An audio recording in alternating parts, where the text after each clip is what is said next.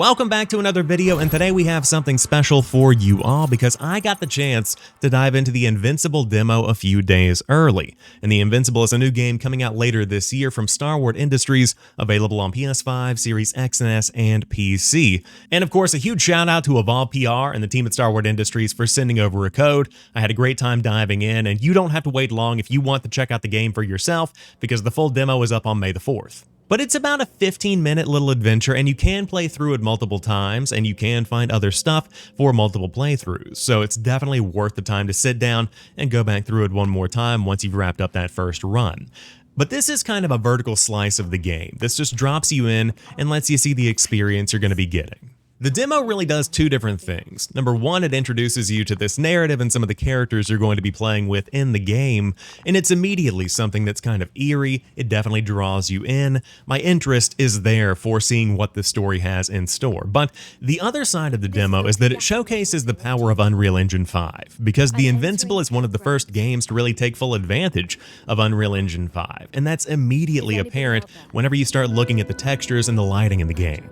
For example, one of the first things you do in the game is you start wandering around this base camp and you start to gather some intel on what exactly is going on. And one of the first things you do is reconnect with one of your partners, and once you reconnect with him, he says, "Oh, I need to fix the robot at the base camp. Can you set up a portable array so that I can reconnect?" So you go over and you grab a portable array. And this portable array, once you open it up, it kind of has a fabric that's similar to a sunscreen protector that you would put in the front windshield of your car when you're going to be gone for a while to protect the interior. You know, one of those reflective surfaces. So when you open this up, you've got to pull a handle, and once you pull that handle, it starts to add tension to the fabric that's reflective, and when you pull it, it pops out into this little array shape, small little radar dish. And so as you pull it, you can see the tension affecting the fabric itself. It starts to shake a little bit because you're putting a lot of pressure on it, and it's opening up, and it looks the way that I would imagine it would look if I was doing this myself in the real world. And I know that sounds simple, and it could be one of those, "Yeah, Sam, of course it's going to be like that" moments, but it's unlike anything that I've personally seen in many games to date. It's just incredibly realistic the way this lighting system works through Unreal Engine 5. And the same lighting can be seen on the tents around the camps, the shadows from the rocks on this lunar planet that you're on. I don't know if lunar is the right word, not really a moon, more of a Mars kind of situation. But very, very beautiful game altogether. So I'm impressed by the lighting system, I'm impressed by the textures. It was just something that added this additional sense of depth and realism to the game in a way that few games have really done for me before. Now let's shift over into what this game actually is. What is the Invincible? And I would consider this to be a narrative-driven exploration game. And I compared it on Discord to Gone Home a little bit, where you wander around and you find little tidbits and details that contextualize the events that are happening around you. So for example, at the base camp we were talking about earlier, you start to go through one of your partner's journals and you start to get notes as to what he found, what's going on, and then once you get the objective to go and find other partners that are scattered across this landscape you're on, you go wander around and you use this little translocator device to ping important objects around you once you get close to them. So you find another journal, you'll find a backpack, eventually you'll find other partners, and that's kind of where the demo ends. But you also find this big metal obelisk kind of thing. It's hard to describe, but it's one of these otherworldly, where did it come from kind of items. And it's very eerie the way that it's done, because your partner on the comms doesn't know what this is, doesn't really talk too much about it, says they were exploring it. Then the field notes, as you read through them, they say that they might have a theory as to where it came from. No, that doesn't make sense. It doesn't. There's just this eeriness of we don't know where this object came from. And that's really the energy and the vibe the entire demo gives off, is we're on an extraterrestrial planet and I have no idea what's going on. This is creepy. And it's not inherently scary. It's not meant to be a horror game by any means, but it is something that's unsettling in the best way. And going into it, I was completely blind as to what the Invincible was. I applied for a code to check out the demo because I saw that it was running on Unreal Engine 5, and I've seen a couple of tidbits of the game here and there, but I was really impressed just with the overall aesthetic of the game, the overall experience that it brought. It's something that is just really, really engaging, interesting, and curious, and I think it's kind of unique in that way. The Invincible itself is shaping up to be a really interesting experience when it launches in full later this year, but what I'm most excited about is the fact that Unreal Engine 5 is starting to make its way out into games at every level. You've got it in Fortnite at the very top, and then you've got it coming in these kind of AA or even indie games like we see here with the Invincible. So I could not recommend it enough if you want to check out this demo. It's coming out later this week on May the 4th, but for the rest of this video, I'm just going to let the gameplay run. You can check it out for yourself, and of course down below, let me know what you think. I would love to hear your thoughts. But thanks for checking it out and enjoy. That's why we have detectors. Correct. Mine died, but Crowther had one as well, didn't he? Like everyone in the crew, Doctor. The most important thing is probably the landing coordinates. AZ2316. Noting 316. Excellent. I'm uploading the data. Starting calibration. Are you looking for the detector? Yeah, just a sec. Oh, got it. Please make sure it works. Okay, checked. I'm leaving the tent.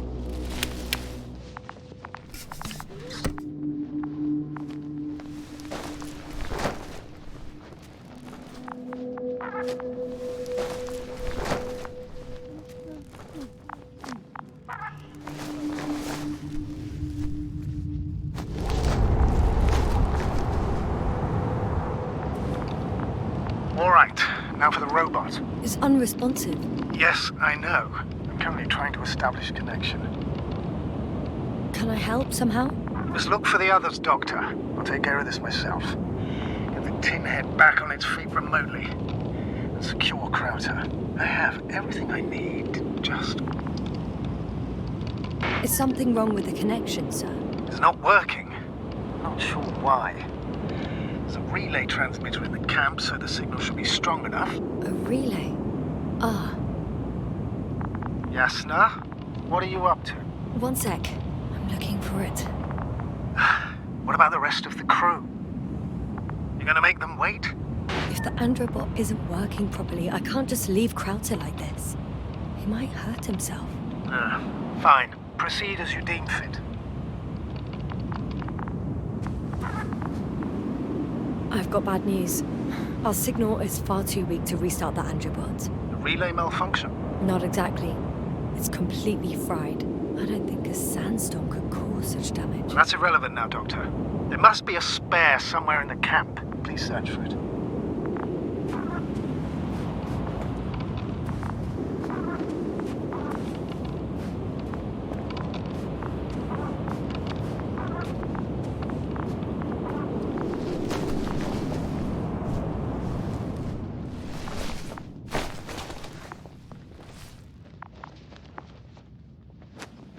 Fascinating. Did you find anything, Doctor? Nice specimen. Oh, it's still alive. Ah, the fish Dr. Gorski caught. Do you remember? Yeah, I remember. Something.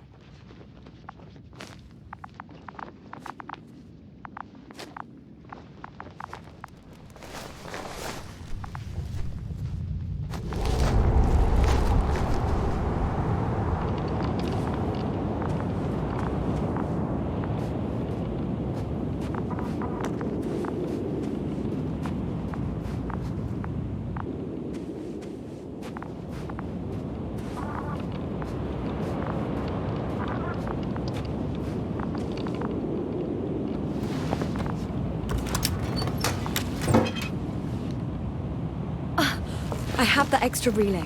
Excellent. The signal should be back as soon as it's turned on.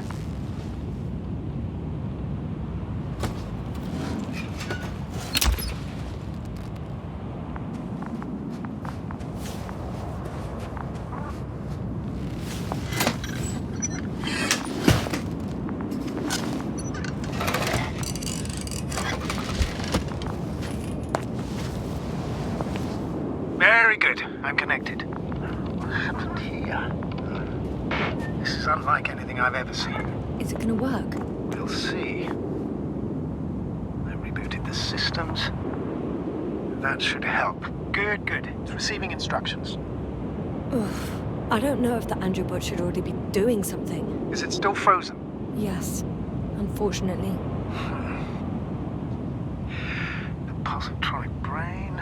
Has correct readings. Receptors.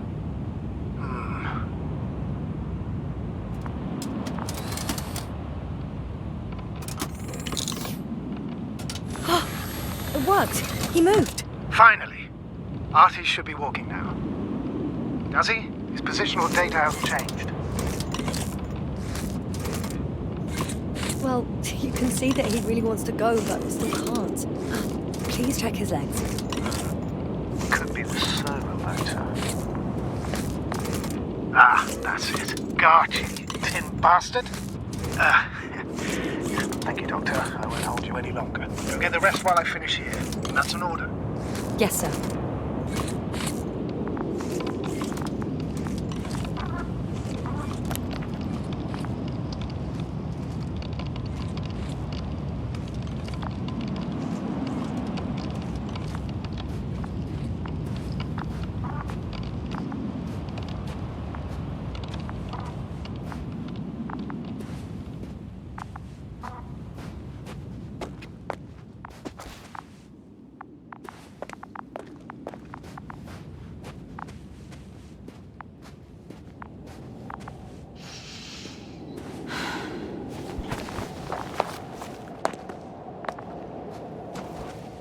Finally, it works. Krauter, 5 meters. Careful.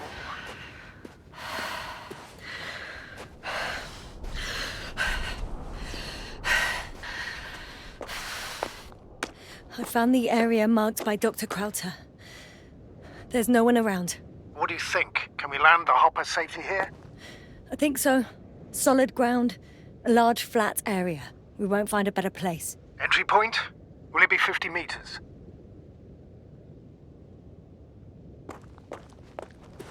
Air accessibility is paramount. Yes, it's relatively clean.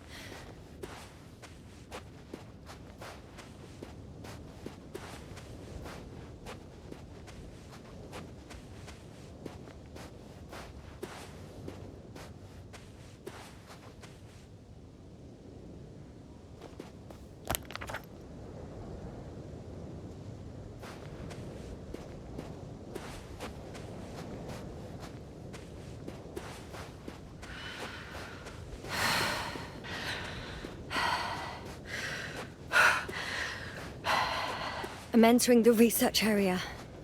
Clear for now. Tracker? Silent. By the way, what did they find here? Oh, right. You don't remember.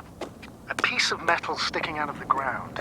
Sounds inconspicuous, but in this desert environment, it's a phenomenon. The artifact turned out to be too big to dig up, or to subject to chemical and spectrometric analysis. Dr. Gorski set out to investigate its source, to find some end. And? Did he? That I don't know, unfortunately. It's here. I can see the structure. I'm in the right place. Understood. Please continue.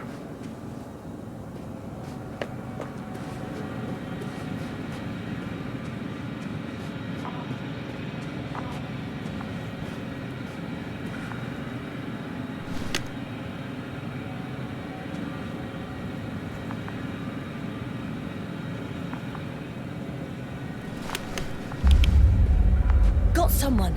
I'm following the signal.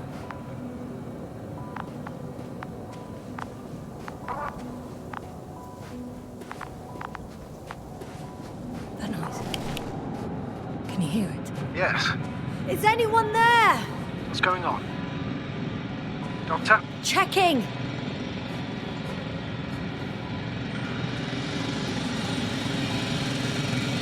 It's a drill. So damn loud. Phew. It's finally stopped. Yasana, are you there? I am. Unfortunately alone. Working equipment gave me hope, but someone just abandoned it. Didn't even turn it off. That is indeed unfortunate. We need to expand our search radius.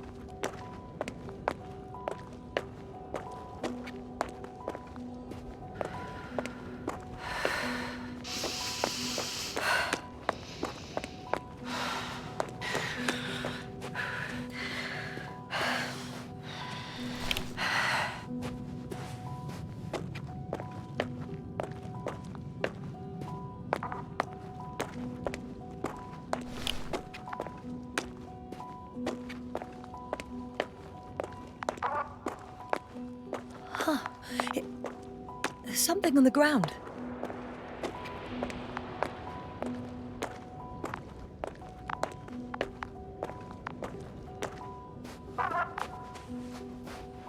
It's a journal.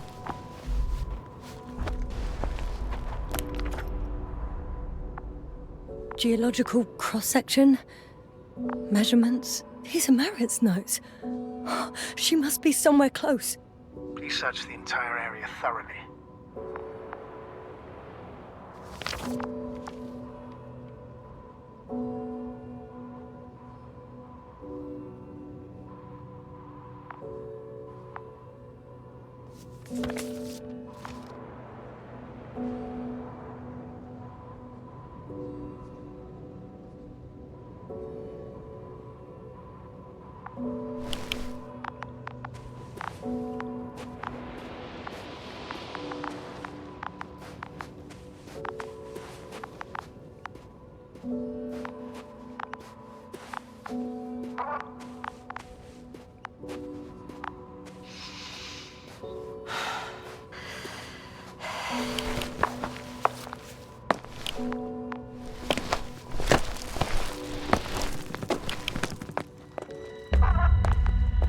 The signal's coming from a cast-off backpack. That's concerning. I'm close, but I can't see her.